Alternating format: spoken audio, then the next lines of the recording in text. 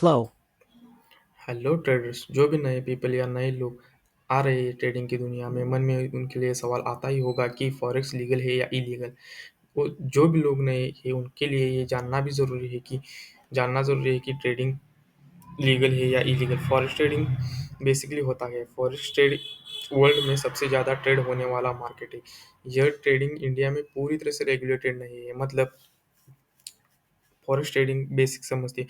Forex trading एक currency pair है जो वर्ल्ड वाइड ट्रेड होती है और वहाँ पर बहुत बड़ा वॉल्यूम होता है। इंडिया में बहुत सारे ब्रोकर्स हैं और आपको पता ही है इंडिया में से भी रजिस्टर्ड ब्रोकर पर नज़र रखती है, इसलिए पैसा डूबने का चांस बहुत कम होता है।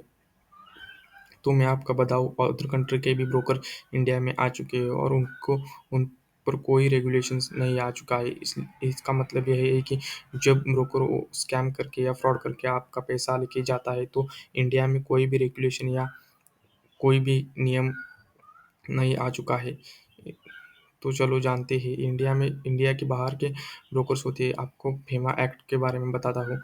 इंडिया में जो आप मनी ट्रांसफ़र करते हैं, किसी भी ब्रोकर में डिपॉजिट करते हैं, वो उसी मनी को आप डिपॉजिट करते समय आप फेमा का उल्लंघन करते हो, यानी कि आप इलीगल एक्टिविटीज़ करते हो। आपका money direct transfer other country में जाता है तो आप फेमा एक्ट का उल्लंघन करते हो और इलीगल समझा जाता है। इसलिए मैं आपको बताता हूँ कि आप यह ब्रोकर आपको यह सुविधा भी देते हैं कि आपको थर्ड पार्टी से पेमेंट करना पड़ेगा। मतलब आपको कोई भी इलीगल एक्टिविटीज़ नहीं पकड़ी जाएगी, यानी आप बिल्कुल सेफ रहते हैं।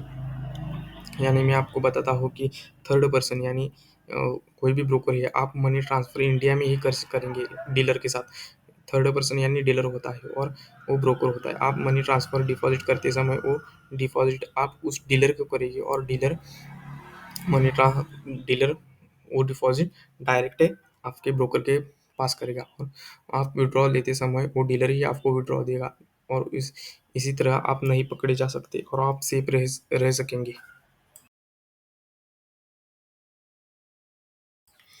फॉरेक्स ट्रेडिंग में डिपॉजिट करते समय आपका इनडायरेक्टली फंड बाहर नहीं जाना चाहिए, इसलिए उसने यूपीआई, लोकल बैंक और अदर क्रिप्टो करेंसी ऑप्शन दिए होते हैं, इसलिए आप सेफ रहते हैं। आपको मैं बताता हूँ कि कई ऐसे ट्रेडर्स हैं जो नए नए हैं, वो ट्रेड पहली बार में ट्रेडिंग करने जाते हैं और लॉस करते हैं, तो इंडिया का रिजर्व कम होता है।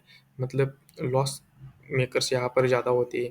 इंडिया के बाहर के कंट्री में आपका फंड इंडिया का फंड बाहर जाके इंडिया का रिजर्व कम होता है।